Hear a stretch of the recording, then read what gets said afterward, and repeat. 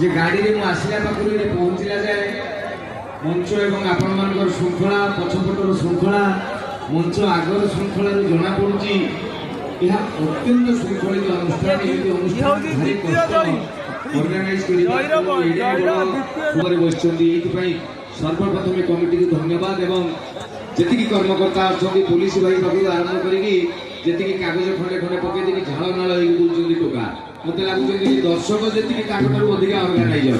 ଏ ଅନୁଷ୍ଠାନର ଉତ୍ତରତର ଉନ୍ନତି ହଉ। ଜୟ ଜଗନ୍ନାଥ। ତାପରେ କର୍ମକର୍ତ୍ତାଙ୍କ ଆଡକୁ ଆସିଲା ବେଳେ ମୁଁ ତ ଗଲା ଥର ଆସିଥିଲି, ମୁଁ ଜାଣିଛି ରୋଗ ବୈରାଗ ଏ ଜାଗାରେ ହବ ନାହିଁ, କାରଣ କବିରାଜ ବାବୁ ଅଛନ୍ତି। ମାନେ ଥରେ ବି କହିଥିଲି, ଆଜି ବି ଜଣକୁ ମୁଁ ପଚାରିଲି ରେ ବାପା ବାଲି ଯାତ୍ରା କଣ? କହିଲା ନଈ କୂଳରେ ବାଲି ଉପରେ ଯୋଉ ଯାତ୍ରା ହୁଏ। ମୁଁ କହିଲି ବାଲି ଉପରେ ଯାତ୍ରା କଣ? କହିଲା ଏଇ ଡଙ୍ଗା ଫଙ୍ଗା ଯିବେ ବସେଇବେ ଆକା ମା ବହି କହିବେ। ମୁଁ କହିଲି ତୁ ଜାଣିଛୁ ଏଇ ବାଲି ଉପରେ କରନ୍ତି ବୋଲି ବାଲି ଯାତ୍ରା? କହିଲା ତମେ ଯଦି ଜାଣିନ ସେଇଆ ଜାଣ। ଏକ୍ଚୁଆଲି ସତ କଥାଟା ହଉଛି ପୁରୁଣା ସାଧବ ପୁଅ ମାନେ ବାଲି ଦୀପକୁ ଯାଉଥିଲେ ବୋଲି ଆକୁ ବାଲି ଯାତ୍ରା କହନ୍ତି। ମୁଁ କହିଲି ବାପା କହିଲୁ ଆକା ମା ବହି ତା ଫୁଲ ଫର୍ମ କଣ? କହିଲା ଆରେ ଆସ ତା ମା ରେ କାର୍ତ୍ତିକ ମାସ ଶୋଇଲା, ବହିରେ ଭୟଙ୍କର ଭାବରେ ଆଇଁଷ ଖାଇବା। ମୁଁ କହିଲି ମାଡ ଖାଇବୁ ଗାଲ ଫୁଲେ ଦେବେ, ଭୁଲ ଭାଲ କଥାବାର୍ତ୍ତା କରନି। ଆଷାଢ଼ କାର୍ତ୍ତିକ ମାର୍ଗଶିର ବୈଶାଖ ଏ ଚାରିଟା ହଉଛି ପୁଣ୍ୟ।